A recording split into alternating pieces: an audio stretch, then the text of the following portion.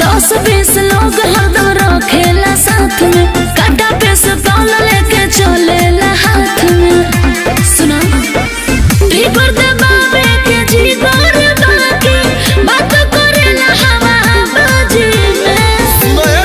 बोला गंगा बाजन के जिला पंगली फेमस बारंगा बाजी में। गंगा बाजन के जिला पंगली फेमस बारंगा बाजी में। अरे नामी जिला है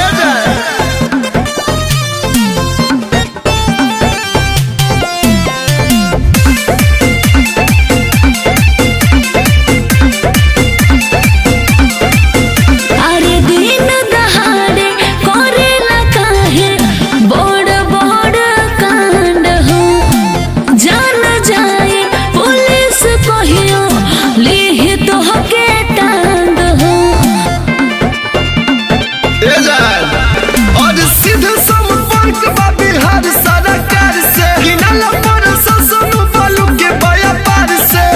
सुना बाते बाते में चला देला गोली, हरदम रहेला जल्दबाजी में।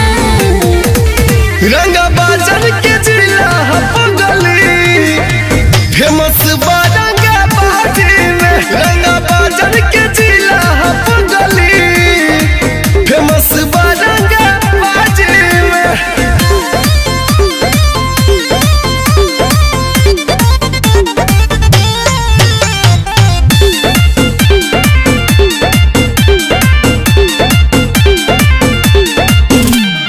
जान गोइनी बाबू राउर जिलवा बहावे नामी जी, बड़ बड़ माफिया हवा करेले गुलामी जी। सुनो और मर्डर होला सूर्या मिल के इशारा पर, गुंडा भेजल प्रिंस रोज भाड़ा पर।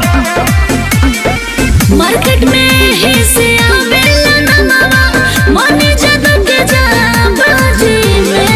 अरे जान गई जी रंगा बाजन के जिला पंगली अच्छा फेमस बारंगा बाजी में। रंगा बाजन के जिला